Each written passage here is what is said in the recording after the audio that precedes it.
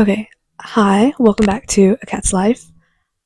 The microphone is being held up by an Olivia Rodrigo card because whenever you touch it, it catches all the sounds. So hopefully this sounds better. Um, First time with the microphone on a video, so we're gonna see how it works. I bought these a while ago and low-key forgot about it. But now we're using it, so let's hope it sounds good.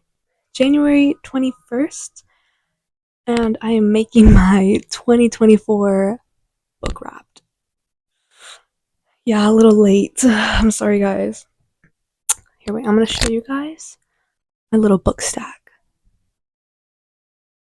Let's start with January Reads 2024. First book I read January 2024 was Last Night at the Telegraph Club by Malinda Lo. I rated her a whopping 3 out of 5 stars.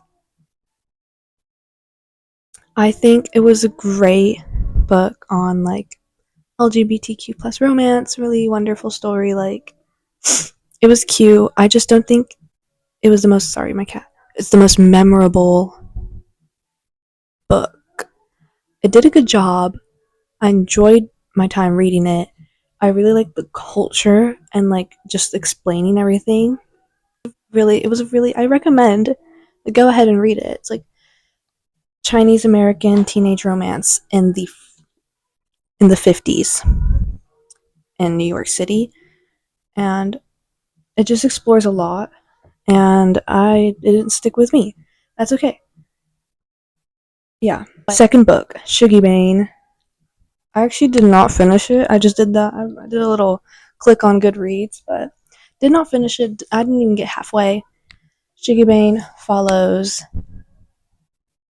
this boy's relationship with his mother, and his mother's an alcoholic, and it's just living in poverty in Glasgow. I couldn't get into it. I'm sorry. It was a Booker Prize winner. Not my favorite. When Watched by, where'd it go? When Watched. Yeah. Or Leopoldine Core. When Watched. I actually really like this book. It was pretty interesting. It's just people who just watching people's lives for people who feel unseen. Yes. And it's just a bunch of little stories. I really enjoyed it. I thought they were really interesting, a little bit relatable. Recommend. Fun read, really easy read. I think I read it in a day because it got me out of it. It helped me get out of the little not reading slump, Helped me get back into it. Play as It Lays by what's her face? Joan Didion. I bought the book and Barnes & Noble with my Christmas gift card last year. I read a chapter and I returned it. I can't do Joan Didion. And straight white woman who has money complaining, and she just does it in a way where I can't focus on it. I then went to Barnes & Noble and exchanged the book for Killers of the Flower Moon, because the movie came out and I really wanted to watch the movie, but I wanted to read the book first because book over movie.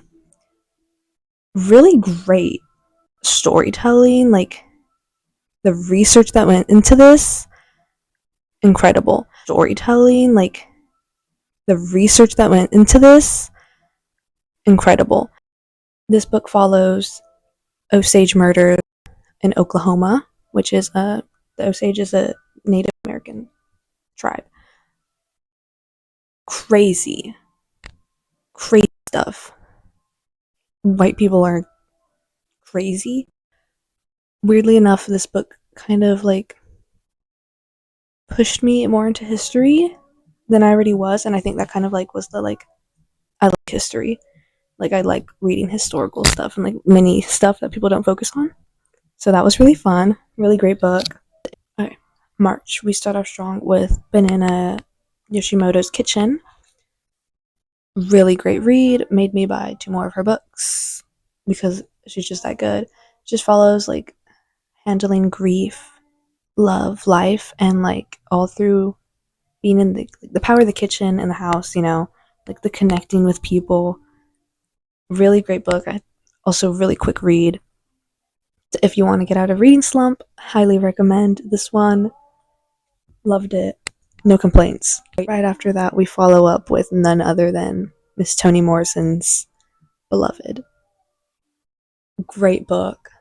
I have no complaints. I love Toni's work. Miss Morrison, she's just so good. I want to read like all of her books, but it's a lot. It's a lot to process whenever you're reading. I read the little synopsis on the back. Staring unflinchingly into the abyss of slavery, this spellbinding novel transforms history into a story as powerful as Exodus and the intimate as a lullaby. Seith, its protagonist, was born a slave and escaped to Ohio, but 18 years later she is still not free.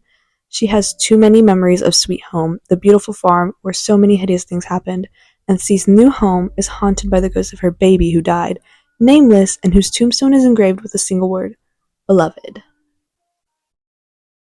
Life-changing. Chef's Kiss. After that, we have All of Us Strangers. So I watched the movie first with Paul Mescal and Andrew Scott. Loved it. Felt so many emotions. I can never watch it again because it killed me. The book, on the other hand, was not the movie. Watch the movie. Don't read the book. Save yourself. This cover is the movie. This book, nothing like the movie. No. Sex and the Cherry, Jeanette Winterson. I'm not gonna lie, I'm not gonna sit here and say that I understood everything that happened. Maybe I just need to like slow down and annotate it as I read. Maybe that helps. It was pretty good, but it lost me sometimes. I think what confused me the most was the time. Like it took me a while to like understand where it was switching. So I got lost sometimes, and then I was like, wait, which time are we in, But it was pretty good. Yeah, that's all I have to say on that one. The next one is Family Lexicon by Natalia Ginzburg. It's like this Italian family during World War II, pretty sure, and it's just kind of like the culture, the family, how they handle it, and it's just kind of like a not slice of life, but like just like life through their eyes. And it was pretty interesting. I finished it kind of quick. Not a lot to say about it. It wasn't like the most memorable. I started reading this big fat series because my uncle's then girlfriend sent me these books. And of course I couldn't be rude, so I had to read The Circle. I don't even know, it's like Swedish, but it's like these group of like girls in high school, I'm pretty sure, and they like all get powers, and they all have to like stop this overarching big power, and there's like a lot of death happening, like their friends are dying randomly, and it's like all being blamed. It's crazy. I got really into it which is crazy because I can't do series normally, but I think I was able to get into it because series normally, like the new like fantasy stories nowadays, are like romance, sex, with a side of fantasy. No, this was like pure fantasy. It was crazy story. Yeah, it was a bunch of, look how thick these are. I read all three. It's this, yeah. The last book wasn't the best. The thickest wasn't the best. The first one was amazing. The second one was awesome. The third one was like not the ending I thought we were getting, but you know what, whatever. In June, I got into walking and running in the summer as my workout, and I had like small moment for audiobooks. I audiobooked To the Lighthouse. I have the book, didn't read the physical copy at all. It just follows like this family in England, but like in a really awesome Virginia Woolf way. That's like it was really good. Like I enjoyed the story. And then I tried to go back, I remember at some point, to like into the book itself so I could find the quotes that I was thinking of, because I remembered some things. Like the phrases they were saying, and then I tried to go back and look for it, and I couldn't find like exact phrases, which like upset me. So that's why I kind of stopped with audiobooks. And then Jazz by Toni Morrison, which has made it into like my all-time favorite books on earth. Crazy book. Crazy, crazy, crazy. In the winter of 1926, when everybody everywhere sees nothing but good things ahead, Joe Trace, a middle-aged waiter who moonlights as a door-to-door salesman of Cleopatra beauty products, shoots his teenager lover to death. At the funeral, Joe's wife Violet attacks the girl's corpse. This passionate, profound story of love and obsession by Nobel Prize brings us back and forth in time as a narrative is assembled by like emotions and deep thoughts and whatever. But it was like just crazy the way it went and the way Violet went. I loved Violet's character so much. You have to read it for yourself. Like, if you read any Toni Morrison book ever in your life, read Jazz all the way. A Room with a View. I'm pretty sure I borrowed from my sister. I watched the movie, read the book. Pretty entertaining book. Same thing as the movie, pretty much. I have nothing more to say. Die Cat. It's just so millennial and so much miscommunication. Don't don't think about it. Don't think about it. Memory Piece by Lisa Ko. I really liked Lisa Ko's other book, The Leavers, and then when I saw that she came out with another book, I was like, I gotta get my hands on that.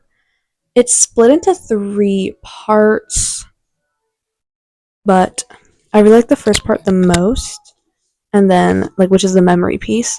It follows this this woman who like is trying to like find her way through the like elite art world, like because it's only like the only really rich and like popular people get attention, and then she tries to get attention, and it's just like I don't know. I really like the first story in it, and then the rest were okay. Like Recitative, I got from the library by Toni Morrison, short story, and it's like 2 girls. One is a white woman, and one is a black woman, and you never know who's who, and it's just kind of like, like we make assumptions, and like it calls you out on that. I was like, that's kind of crazy because kind of you're like, as a reader, you're like, who is who, but then at the same time, it's like you're stereotyping these people, and I was kind of just like a little eye opening, and I was like, pretty good book, recommend. I'm telling you, Toni Morrison is where it's at. Briefly, A Delicious Life. I think that was also from the library, to be honest. I don't even remember that book. I rated it 3 stars. That's all I have to say about it because it was on my TBR. I remember I was like so excited to read it, and then I guess it wasn't that good. Yeah. The Power Book by Jeanette Winterson. I had like a quote in it that I wrote down. I also got it from the library, and it's like a bunch of love stories intertwined in one book. It was very thought provoking. Like time was standing still. I was thinking life was like just explosion of thought. Normal People by Sally Rooney. No. How can so much miscommunication happen between adults? Do we not have brains?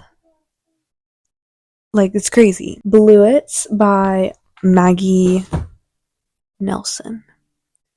Really short, little poems, really cute. I read A Long Petal of the Sea by Isabel Allende for school. I don't know where the book is. It just follows like this guy, Victor, and then his brother's wife. His brother's gone. He has to marry the wife. They leave Spain, go to Chile, and it's just kind of like their life battling. They're like always in war. It's love, conflict. It was okay. This was just a little for funsies. Sherlock Holmes. What is it? The Hound of the Baskervilles. Pretty interesting because it's like a little sci-fi mix into mystery. It's Sherlock Holmes. That's all I can say about it. Jane Eyre by Charlotte Bronte. Changed my life. I literally look at all the little doggy ears on it because I don't have like it's like written like every inch is written in from annotations. I read it for school. I loved talking about it in like little circle time, like discussion. Loved writing about it.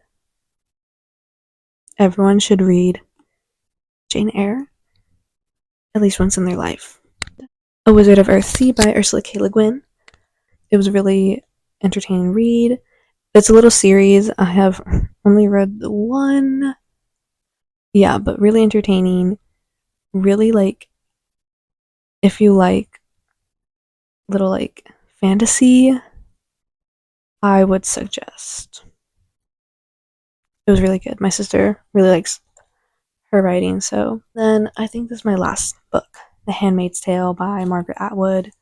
Everyone should know what it is, but we had to read it for school. We started talking about dystopian society, like really relevant right now. Yeah, really relevant for the time we're living in America. But and I finished it like really quickly. I just I just don't know what to say about it. I read it for school and it's a school read. Yeah. And that is all I read in the year 2024. I read 30 books, I think. I wrote that according to my Goodreads, it was 30 books. I hope to read more. I need to get into reading because I have a lot of books like waiting for me. Like I need to stop in books. Like I've a big fat like TBR right now. Like it's the biggest fattest TBR in the world because I just have piles of books in my room that need to be read. Like I started Wolf Hall and I'm not even done. And I started that in August.